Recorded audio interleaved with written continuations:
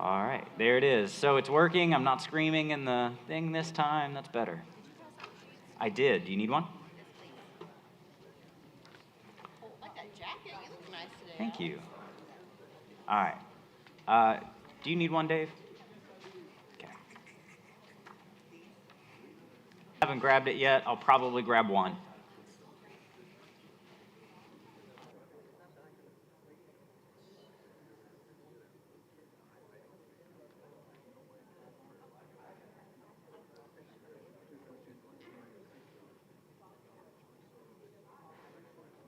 It is on. All right, so I'm going to pass around the roll, but we have to get started. We've got a longer lesson today, and there are a lot of verses, so I think everybody will get a chance to read. We should not run out. So,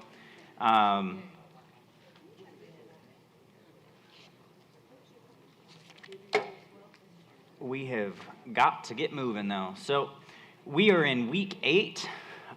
This is the Wilderness Wanderings, so if you are in the wrong class, surprise and welcome. But we're glad to have you either way. That said, I entitled today's lesson, Why Can't I Be the Priest? Why can't I be the priest? I told you guys we would be looking at Korah, and even more so, we'll eventually get to the sons of Korah, and if you don't know the difference in that, you'll probably enjoy this as we get there. But we're going to look at the story of Korah and his eventual legacy. So, as we introduce, sometimes in America, we kind of will read things wrong or not understand things because we have grown up in a different system. We have Western eyes that do not necessarily understand everything that we read in the Bible because that's not how things work here in America. So it just doesn't make sense. So, we see a job, we want a job, we think if I get the education, if I do the work, if I prep for it, I can go get that job. That wasn't necessarily the way it would work in these cultures, especially for the Levites. The Levites, you had a specific job that was given to you. You were going to go do that job. Your parents did that job, and you would follow suit the rest of the days of your life until, you were out of service or whatever. And even still, then you're taken care of. So, when we think about that, why can't I be the priest? Let's look at that. So I have to give you some background. If you did the reading for this week, you should have read Numbers 16. Who read Numbers 16? All right, we're up to 2. I'm sure some of this is I only included which ones I have for which week on Lesson 3. I should have given you a separate handout that said the readings for each week, so that is my bad. I believe next week we're going over the death of Aaron. So if you want to look up that passage for next week, that will help you in preparation. So for this week, Korah. So we're going to do some background on the Levitical job. So Levi had 3 sons. His 3 sons were Gershon, Kohath, and Merari. So if you really loved your sons, I guess you named them Gershon, Kohath, and Merari. I apparently was too basic and named mine things like Wesley and Henry. So, just kidding. But each branch had their own specified job. So as we look at each of them, I'm going to kind of go through. We're going to go back and read, and hopefully I took enough snippets that it's not boring, but at the same time you learn something from the book of Numbers. So the Gershonites oversaw things like the curtains, the coverings, the doors, the cords, the hangings for the tabernacle. So let's start with some reading. That's fine. Yeah, you can read 2. The family of the Gershonites shall pitch behind the tabernacle westward, and the chief of the house of the father of the Gershonites shall be Elisaph, the son of Lael. Okay, so just to begin, it's westward. They sit on the west side of the tabernacle, and Elisaph is leading the group. Just read 25. That one's a longer one. And the charge of the sons of the Gershon in the tabernacle of the congregation shall be the tabernacle, and the tent, the covering thereof, and the hanging for the door of the tabernacle of the congregation. Yep. All right, and verse 26, sir? And the hangings of the court and the curtain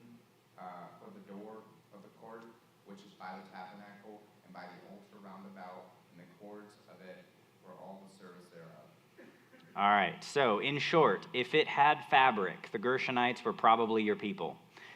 In general, they cared for the different extremities of the tabernacle, so whether that be the curtains, the coverings, the doors, the cords, whatever, they took care of those things. So we start there, then we go to the Kohathites. They were in charge of the furniture for the inside of the tabernacle. So Numbers 3, starting in verse 29. The families of the son of Kohath shall pitch on the side of the tabernacle southward. All right, so they are on the south end of the group. And verse 30, please. And the chief of the house of the father of the families of the Kohathites shall be Elizaphan, the son of Uziel. All right, another name that I really wish I'd named a kid. All right, 31, please. And their charge shall be the ark, and the table of the candlesticks, and the altar, and the vessel, and the sanctuary wherein they minister, and the hangings, and all the service thereof. All right, so they've got all the things inside. They've got the ark, the table, the candlestick, all the good stuff. 32. And Eleazar the son of Aaron, the priest, shall be chief over the chief of the Levites, and have the oversight of them that keep the charge of the sanctuary. Okay, so I think most are familiar that Aaron's sons became the priests. If anyone did not know that before, now you do, that Aaron's sons become the actual priests that do the sacrifices and handle that stuff in the temple.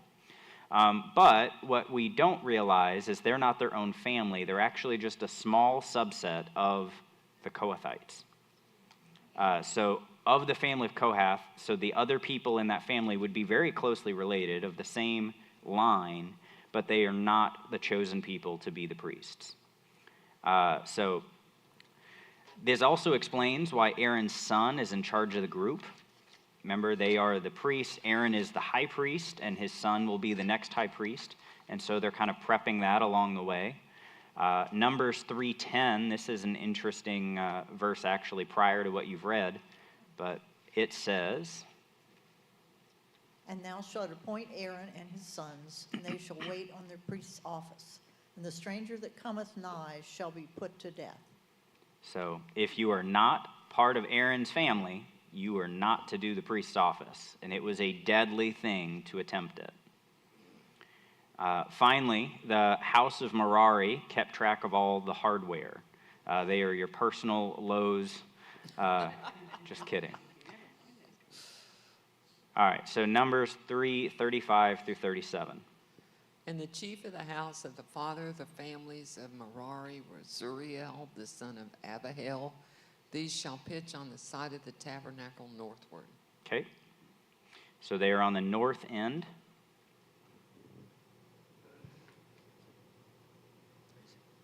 36. Yep. And under the custody of and charge of the son of Mariah shall the boards of the tabernacle and the bars therefore and the pillars therefore and the sockets therefore and all the vessels therefore and all the seventh thereto. Mm-hmm. And the pillar of the court round about, and their sockets, and their pins, and their cords. All right, so Merari kept track of all the hardware pieces that were needed to set up the tabernacle. Now, I do have a photo that we're going to put forth. The first photo, we could just do the picture of the tabernacle itself. So here's a picture of the tabernacle. It's not a perfect picture, it's an artist rendering. But you see there, all the people are surrounding the tabernacle. It's in the center of the camp. You've got the presence of God coming on, and it is this large building in the center. And right out front, you've got the altar. That's where they would do the sacrifices, the burnt offerings and everything. And then inside, you've got the furniture pieces like the altar of incense. You've got the showbread. You've got things like that. And in the very inside of the very back third of that is called the Holy of Holies. So that's just kind of a picture to help you look at it. If you look around the tabernacle there, you'll notice there's one set that has a different color on the walls. So the walls are white almost the whole way around until just this front set up here, and it's purple and blue and has these other colors. All right, and let's go to the next picture, please. So this is what's going on. They have different people that are round about the tabernacle in different areas. This is how they were told to line up their camps. So you've got the military might protecting the outside around the camp. And then right around the tabernacle itself, all of those would be the actual Levitical people. So you've got Kohath, Gershon, Merari, and then Moses and the priests are on this other side. They're sitting directly in front of where the entrance to the tabernacle is. So that's where they are. If you're not familiar, the tabernacle, the entrance would be on the eastern side, and that's where they're sitting. So that said, Moses and Aaron's family specifically are on the eastern side. Numbers 3:38. Somebody read that for us. But those that encamp before the tabernacle toward the east, even before the tabernacle of the congregation eastward, shall be Moses and Aaron and his sons, keeping the charge of the sanctuary for the charge of the children of Israel. And the stranger that cometh nigh shall be put to death. Yeah. So again, Moses and Aaron and the priests are all right there in front of the tabernacle. They have the accurate way in, the good entrance right there to get in to do the service to the Lord. And they also then are the watchmen of it. They kind of keep an eye out. Are people trying to go in and do things they're not supposed to do? Those people are to be put to death. Now, you may ask, okay, great. I know what all of them do. Why does it matter? I heard there are pastors that used to sit back with their seminary students and hold up signs that said, "So what?" And so I like to ask that question when I'm listening to stuff sometimes. So what? So when you get to number 16, there's an attack on Moses and Aaron being the priests of God, being the ones leading the people. And so I want to show you that. Some of the Levites, like Korah, decided they wanted to vie for power. You can pull the image off the screen. I'm done with it. Thank you. And some of the Levites, like Korah, also brought in other groups like the Reubenites, who came in and decided they also wanted a piece of this pie, for lack of a better term. So let's open up into the book of Numbers. Numbers 16, starting in verse 1. Now Korah, the son of Ishhar, the son of Kohath, the son of Levi, and Dathan, and Abram, the sons of Elab, and On, the sons of Peleth, sons of Reuben, took men. Okay, so you've got lots of names. I'm so sorry. But notice Korah is the son of Kohath. So are Moses and Aaron and those other people. Now, the sons of Kohath had to carry the innermost things of the temple. They were very sacred. They were holy. If you noticed from what happened to Uzzah when he touched the ark, he, died. So they would have to carry things in specific ways. As a matter of fact, they weren't even allowed to just put the items on carts. They were supposed to have poles that they slid through and coverings that they put on them, and they would carry them round about wherever they went. So in general, you've got people like the Kohathites that have this job, and they don't like their job. Instead, they want to be the people up front. They want to be Moses. They want to be Aaron. They want to be the people in charge. Does that make sense? All right. So, verse 2. And they rose up before Moses with certain of the children of Israel, 250 princes of the assembly, famous in the congregation, men of renown. All right, verse 3. And they gathered themselves together against Moses and against Aaron, and said unto them, Ye take too much upon you, seeing all the congregation are holy, every one of them, and the Lord is among them. Wherefore then lift ye up yourselves above the congregation of the Lord. Yeah. So one of the first things they note there, they say, Moses, you're overstepping your role. You're making yourself out to be better than everybody else. Don't you know everybody in this congregation is holy? We could do this job. You should just take a seat and we'll do it. And by the way, not a good answer. You'd think they would have figured some of this out. They apparently have not. But what they're saying, to some degree, the fact that the people are holy, they're set apart, isn't technically a wrong thing. God had told the people in Exodus 19, 5 and 6, that they would be a holy people unto God, they'd be a peculiar nation, they would be his special people, they'd be a nation of, like a kingdom of priests, basically. But that does not mean everybody is allowed to do the job of the priest. And that had been very specifically and very stringently covered, as you've already heard it said twice. If anyone else goes to go in, it is a death penalty.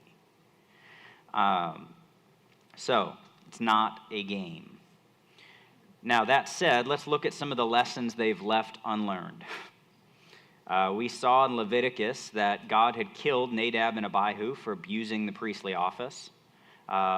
They offered strange fire to the Lord, and it seems to have come into work drunk. 2 weeks ago, we saw Miriam and Aaron had also having to face consequences for trying to usurp Moses. Specifically, Miriam was struck with leprosy for a week, and the people were then relegated to wait there until God had fulfilled what he was going to and heal her. He very purposefully let her feel the shame of her decision.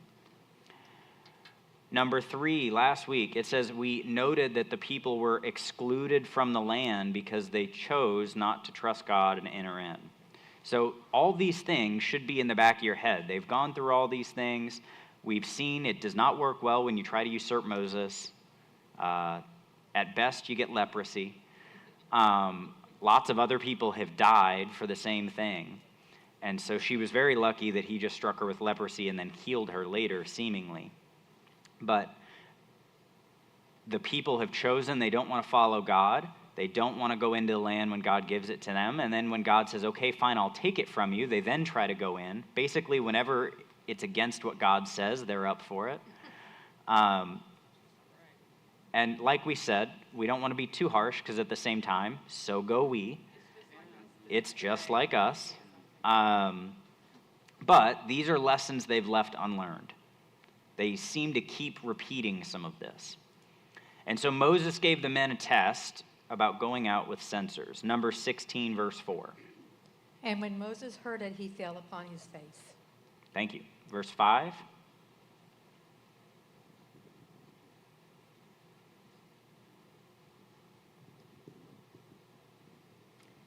And he spake unto Korah and to all his company, saying, Even tomorrow the Lord will show who are his, and who is holy, and will cause him to come near unto him.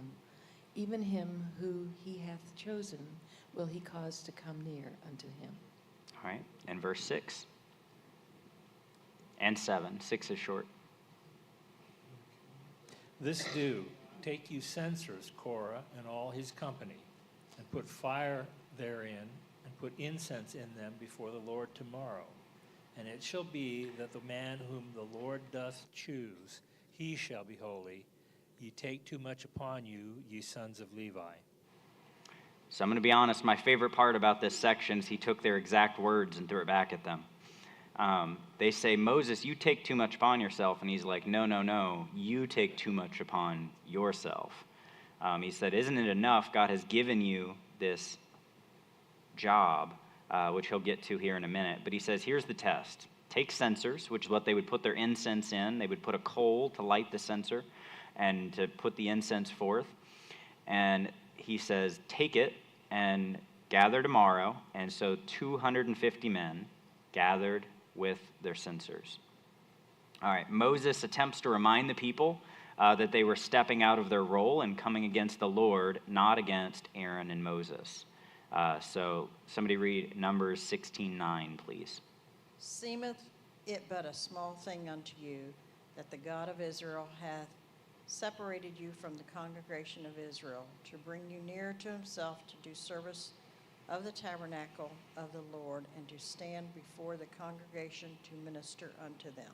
Yeah, so he begins by saying, don't you understand? God has given you a great role. God has given you an incredible thing for you to do.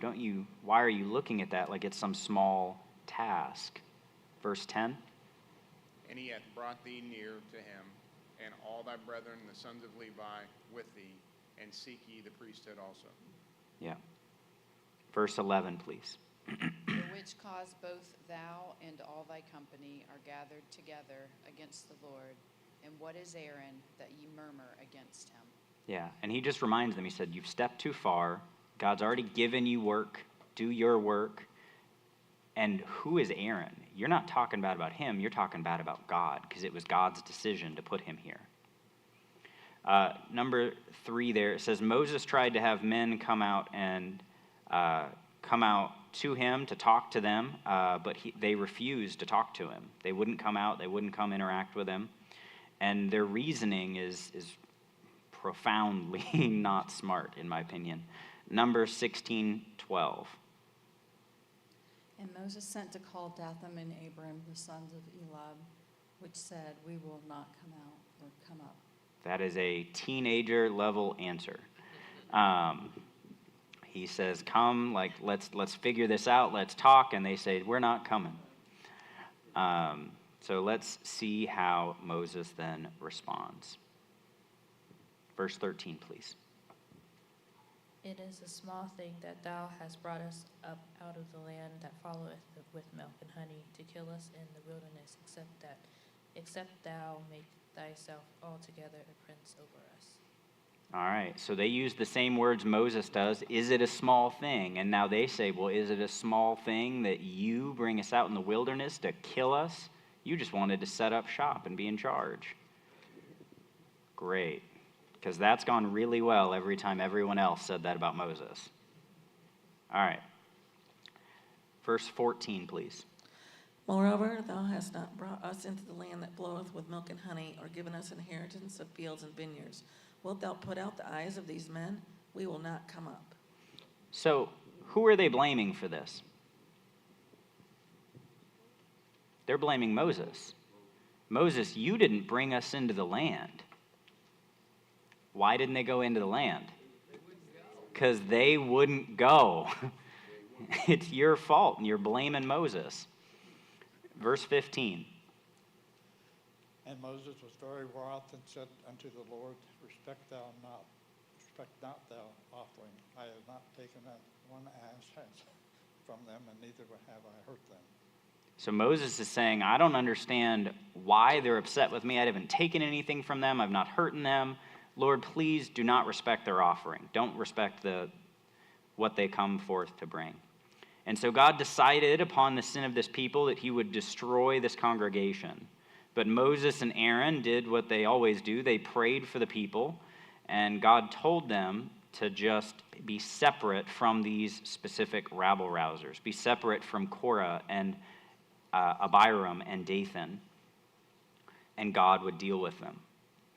So that's what's going on in the background. We're going to skip about 13 verses, but that's what's happening in those verses.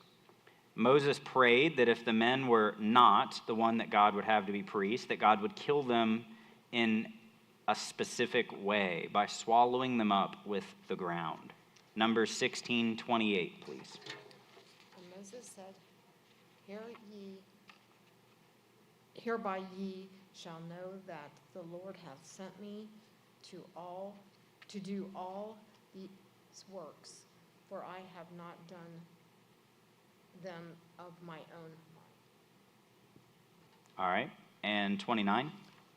If these men die the common death of all men, or if they be visited after the visitation of all men, then the Lord hath not sent me.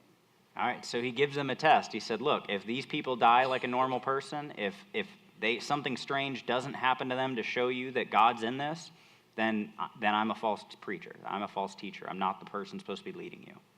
30. But if the Lord make a new thing, and the earth open her mouth, and swallow them up, with all that appertain unto them, and they go down quick into the pit, then ye shall understand that these men have provoked the Lord. Yep. So God says, Moses says, if God will open up the mouth of the earth, swallow them up, and close it back up, you'll know. 31. And it came to pass, as he had made an end of all these words, if he had made an end of speaking all these words, that the ground clave asunder that was under them. Yeah. So the ground did exactly what he said it was going to do. The earth, I'll read 32. The earth opened her mouth and swallowed them up in their houses, and all the men that appertained unto Korah and all their goods. 33. They and all that appertained to them went down alive into the pit, and the earth closed upon them, and they perished from among the congregation. So just keep in mind what has now happened is God has said, Moses has said, hey, this is what's going to happen if they're not real priests, if they're not the real chosen one of God. God's going to open the earth up, he's going to swallow them up, and that is exactly what occurs. Now, I do want to caveat something, and we'll find this later. It says, and he swallowed up their houses and the men and all that appertained to them, all their goods. Interestingly enough, that does not necessarily mean every person related to Korah, okay? Keep that in mind. Then, after that was not enough, but the 250 men were not apparently in the swallowed up group. So God sent fire from heaven that burned up those that followed Dathan, Abiram, and Korah with fire. So the 250 men that lit the censers, they also passed. So at least you would think it's settled. It's over. They know for sure Moses and Aaron are God's leaders, God's priest, God's prophet. That's got to be right, right? No. All right, Numbers 16:41. What happens the next day? But on the morrow, all the congregation of the children of Israel murmured against Moses and against Aaron, saying, Ye have killed the people of the Lord. You killed them. Are you kidding? You see, God's glory then appears again in words and warns Moses and Aaron of the wrath to come. Before this chapter is over, they now receive a second, more thorough punishment because apparently the first one was not sufficient. It reminds me, growing up, my dad I had a friend whose dad would say, you get 3 whoopings. If you try to block it or you try to run, it starts over. And so you take it and you learn from it and you stop. And they would not. They would not.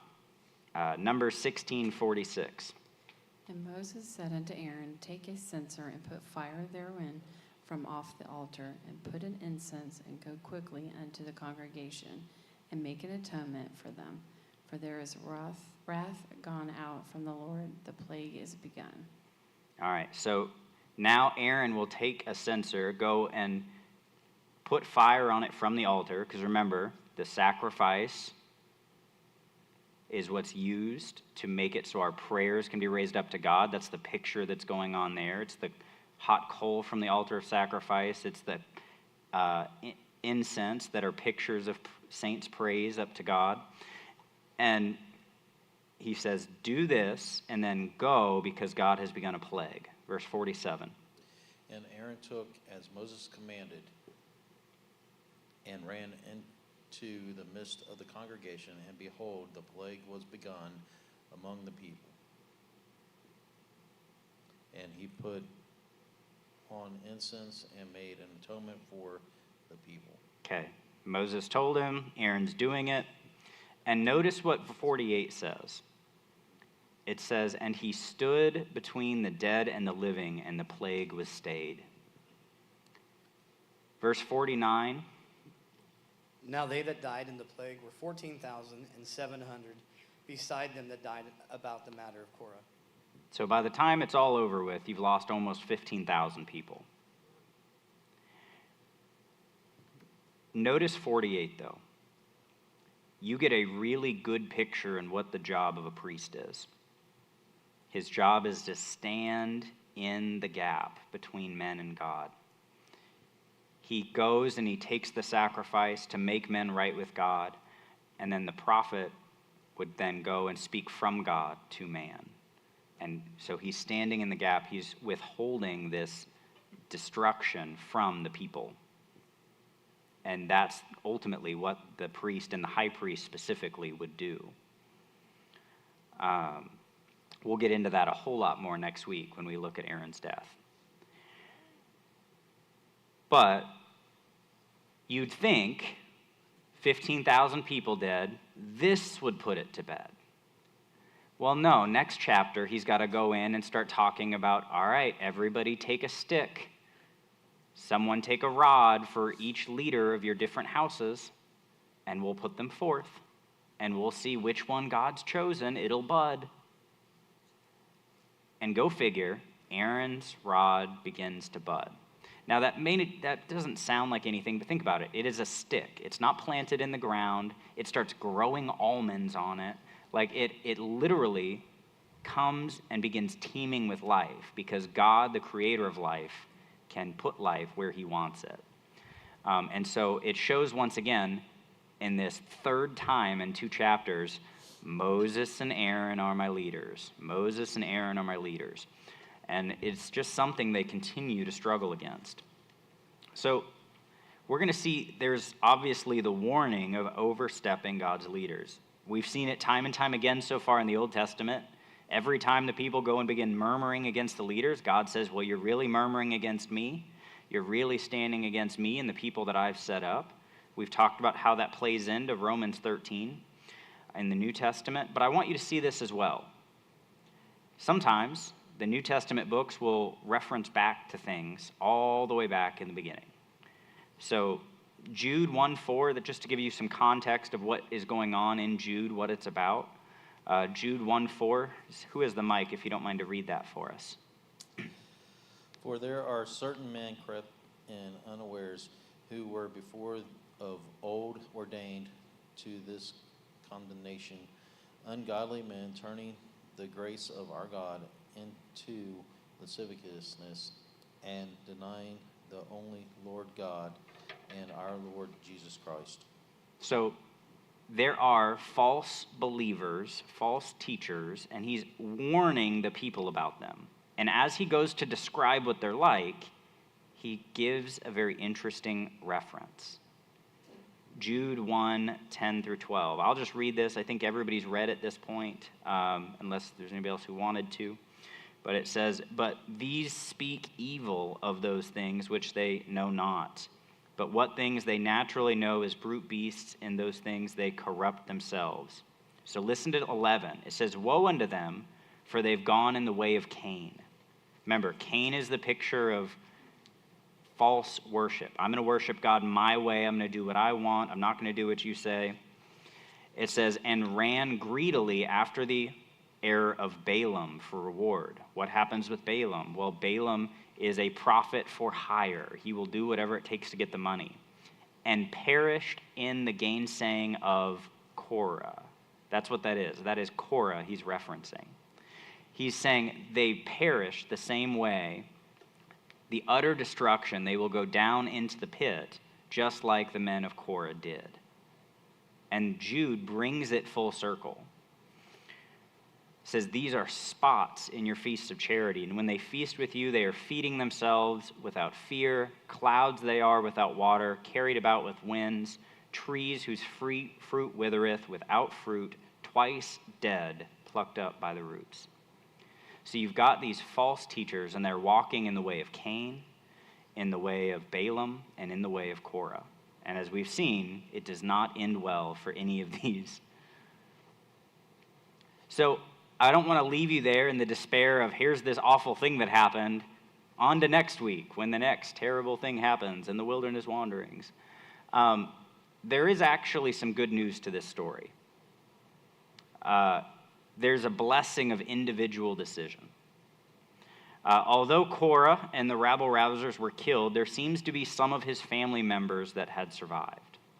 God seems to have let some of them alive. Maybe some people think they could have either been too small to have made a decision to follow Korah. Some people think maybe they were old enough and decided not to follow Korah in his rebellion. Either way, Numbers 26, verses 9 through 11. It says, "And the sons of Eliab, Nemuel, and Dathan, and Abiram, these were the Dathan and Abiram that were famous in the congregation, who strove against Moses and against Aaron in the company of Korah when they strove against the Lord. And the earth opened their mouth and swallowed them up together with Korah, and the company died. And what time the fire devoured 250 men, and they became a sign. Notwithstanding, the children of Korah died not." So God says he saved some of them alive.